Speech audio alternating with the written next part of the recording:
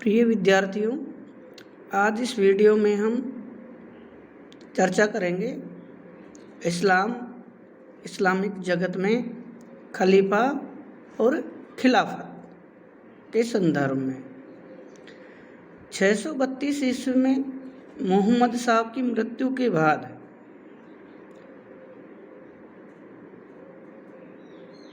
जो उनके उत्तराधिकारी बने उनको खलीफा कहा जाता है। वो इस्लाम के प्रमुख या मुखिया के रूप में जाने जाते रहे हैं। खलीफा के इस विचार, उसके शासनकाल को मान्यता देना, उसमें विश्वास करना ही खिलाफत कहलाता है। इस्लामिक धार्मिक मान्यता के अनुसार खलीफा जनता के द्वारा चुना जाता था, इसलिए खलीफा जनता का प्रतिनिधि और उसका सेवक होता था। प्रथम 4 खलीफाओं का शासनकाल इस्लामिक सिद्धांतों, उसूलों और मान्यताओं पर आधारित था। इन 4 खलीफाओं, जिनमें अबू बकर, उमर, उस्मान और अली थे, को राशिदून अर्थात सही राह पर चलने वाला भी कहा जाता है। इसके बाद खिलाफत की जगह राजतंत्र आ गया। यद्यपि राजा अर्थात शासक, जो कि वंशानुगत स्वयं को खलीफा ही कहलाते रहे, उम्मय्यद खलीफा जो दमिश्क, अब्बासी खलीफा जो बगदाद और फातिमी खलीफा जो काहिरा में शासन करते थे, वे नाम मात्र के खलीफा थे और उनकी वास्तविक स्थिति राजतंत्र या राजतंत्रात्मक शासन प्रणाली के जैसी ही थी। इसके बाद उस्मानी अर्थात ओटोमन साम्राज्य की खिलाफत आई और उस्मानी साम्राज्य के अंत तक यह नाम मात्र की खलीफा पद इस्लामिक सामुदायिक एकता का प्रतीक बना रहा। यद्यपि इस्लामी जगत में इन्हें खलीफा तो कहा जाता था, लेकिन वास्तव में ये खलीफा नहीं बल्कि बादशाह अर्थात शासक ही थे। अगर अपन इन खलीफाओं का विस्तार से अध्ययन करते हैं, चर्चा करते हैं, तो जैसे राशिदून खलीफा,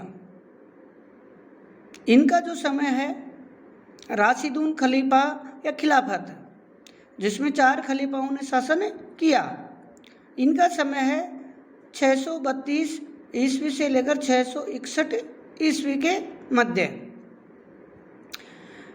जैसा कि मैंने बताया आपको कि प्रथम 4 खलीफाओं को राशिदून, जिसका अर्थ होता है सत्य की राह पर चर अर्थात चलने वाला, पालन करने वाला कहा जाता है। प्रथम खलीफा 632 ईस्वी में मोहम्मद साहब की मृत्यु के पश्चात हजरत अबू बकर बने, जो मोहम्मद साहब के करीबी रिश्तेदार थे और उनके प्रमुख अनुयायियों में से एक थे। इसके बाद दूसरे खलीफा बने हजरत उमर। इसके बाद तीसरे खलीफा बने उस्मान। उस्मान के बाद चौथे खलीफा बने हजरत अली। हजरत अली ने अपनी राजधानी मदीना से कुफा में स्थापित की।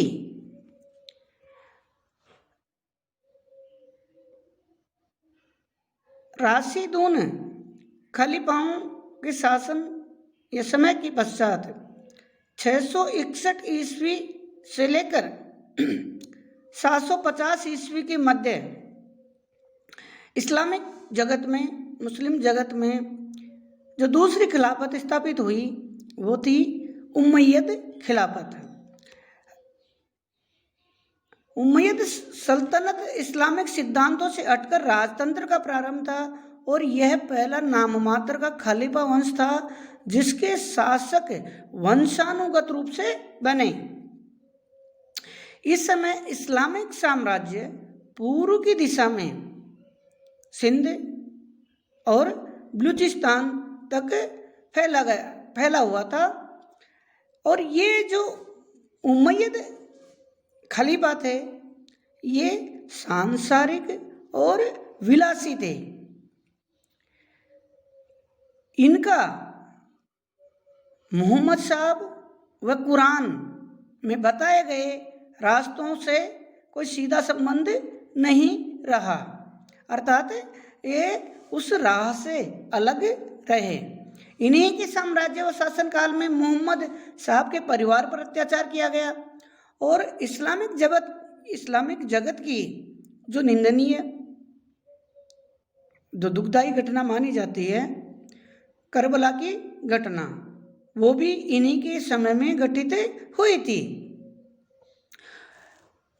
इस वंश के उमर बिन अब्दुल अजीज को वास्तविक खलीफा माना जाता है क्योंकि इनके राजपाट त्यागने के पश्चात जनता ने पुनः इनको खलीफा चुना था और इनका शासनकाल इस्लामिक उसूलों सिद्धांतों के अनुरूप रहा, लेकिन इनकी हत्या इनके ही परिवार के लोगों ने की थी।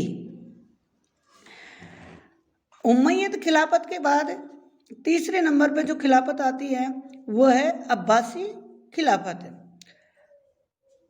उमैयद खलीफाओं के बाद अब्बासी खलीफाओं का शासन आया और उन्होंने बगदाद अर्थात इराक में जो बगदाद है वहाँ से शासन किया।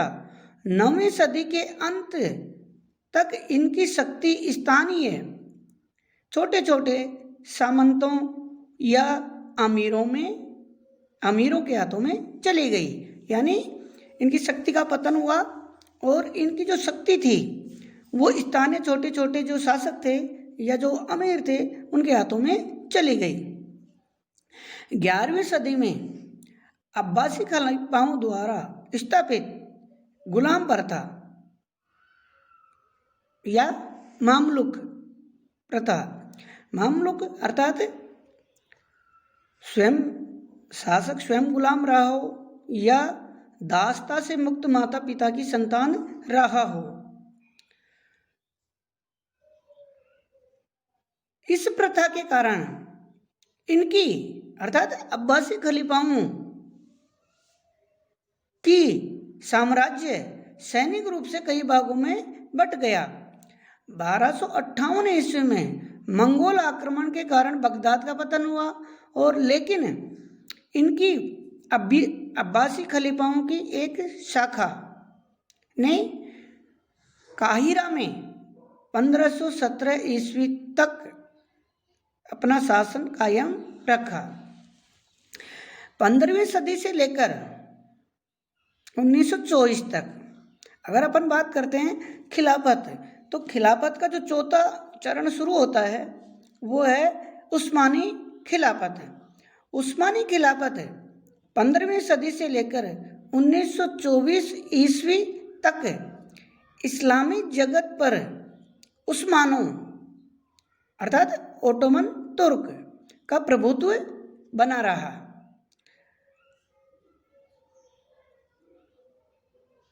मक्का पर उस्मानों का अधिकार हो गया, लेकिन जब आप आधुनिक भारत के संदर्भ में देखते हैं, पढ़ते हैं, राष्ट्रवाद की जो भावना जागृत हुई 20वीं सदी में, उसके कारण 1924 में तुर्की के शासक कमाल पाशा ने खिलाफत का अंत कर दिया और तुर्की को एक गणराज्य घोषित कर दिया। इस प्रकार जो मोहम्मद साहब की मृत्यु के बाद उनके उत्तराधिकारी प्रतिनिधि के रूप में जो खिलाफत की स्थापना हुई थी जो इस्लामिक जगत के धार्मिक नेता माने जाते थे, जिसने बाद में शासक या सत्ता का रूप धारण किया, उस खलीफा और खिलाफत का 1924 में तुर्की के गणराज्य घोषित करने और खिलाफत का अंत करने के साथ ही खिलाफत का अंत हो गया। धन्यवाद।